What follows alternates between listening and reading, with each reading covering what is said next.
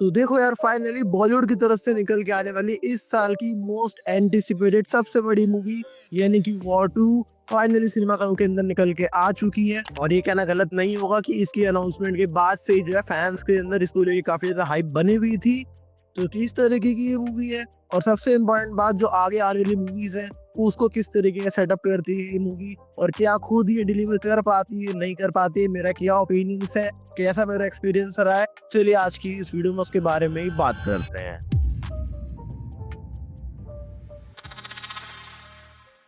तो वीडियो को शुरू करते हैं और देखो, इसकी स्टोरी के ऊपर जाने से पहले भाई साहब इसके बारे में बात करनी बहुत ज्यादा जरूरी है कि भाई क्या बनाया है ये, मतलब in terms of action, in terms of VFX, in terms of आप एक ऐसी मूवी बना रहे हो जो लाइक आप कह रहे हो कि हमने बड़ा कमाल का एक यूनिवर्स सेटअप किया है, इतने बड़े बड़े स्टार्स आपने लिए, उनकी इतनी ज्यादा फीस है, उसके बाद आप इस तरीके की मूवी लेकर आते हो जिसका ना वीएफएक्स अच्छा है, जिसके अंदर जिस तरीके से आपको देख के समझ में आ रहा है भाई कि ग्रीन स्क्रीन के ऊपर शूटिंग हुई है पूरी तरीके से।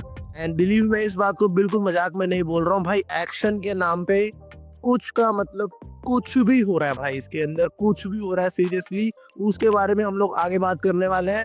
बात करते हैं इसकी स्टोरी के बारे में। तो इसकी स्टोरी किस तरीके से फोकस करती है हमारे कबीर के कैरेक्टर को यानी कि ऋतिक रोशन को, क्योंकि किस तरीके से स्टार्टिंग में जो है आपको जापान में देखने को मिलते हैं और किस तरीके से कुछ इंसिडेंट्स ऐसे रहे हैं कि वो जो है बेसिकली रॉ को छोड़ चुके हैं और किस तरीके से वो इंडिया के अगेंस्ट जा चुके हैं और उसके चक्कर में उन्होंने जो है कर्नल लूथरा को किस तरीके से मार दी, उनकी रिप्लेसमेंट किस तरीके से यहाँ पे निकल के आती है, उसके बारे में आप खुद मूवी के अंदर चेक कर लेना। आप किस तरीके से कबीर को रोकने के लिए जो है यहाँ पे किस तरीके से एंट्री होती है एक नए सोल्जर की यानी कि जूनियर एनटीआर की, वो अपनी फील्ड के अंदर किस तरीके से बेस्ट है और अब वो किस तरीके से कबीर को रोकने वाले हैं, आपस में किस तरीके से कलेश होने वाला है, क्या कॉन्फ्लिक्ट है और एंडिंग में किस तरीके से लोग जो है आगे चीजों को प्रोग्रेस करने वाले हैं। इन्हीं सब बातों को जानने के लिए आपको इस मूवी को चेक करना पड़ेगा, जो पूरी तरीके से मेरे पर्सनल ओपिनियन के हिसाब से एक डिसअपॉइंटमेंट है। और डायरेक्टली गाड़ी देने से पहले मेरी बात सुन लो कि भाई साहब इसका मेन सेलिंग पॉइंट था एक्शन।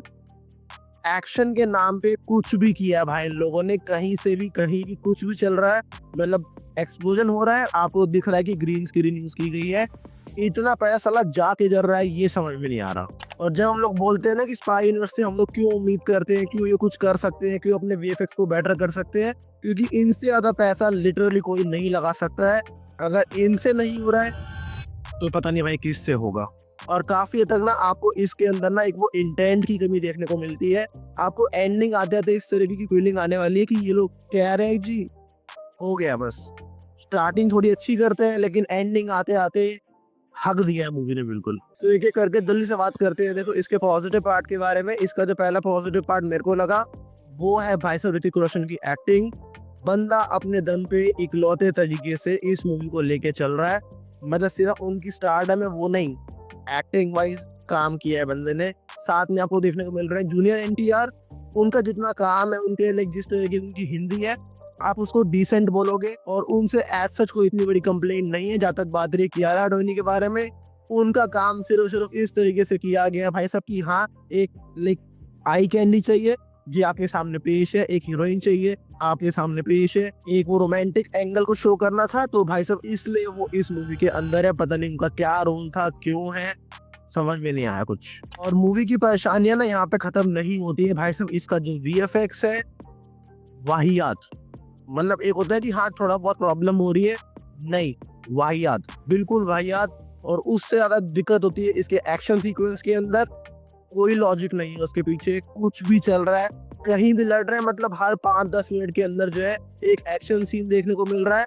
लॉजिक लगाओगे तो साला आप चूतिया हो, ये फिर भी सही है। तो अपना दिमाग घर पे रख के जाओ, ज्यादा बेटर रहेगा। इसको जाके सिर्फ एक एक्शन की तरफ देखो कि हाँ भाई हमारे जो हीरो है वो सुपर हीरो है, उनको लगती नहीं है, मतलब इतनी गोलियां चल रही हैं, एक गोली नहीं लगी साली किसी को।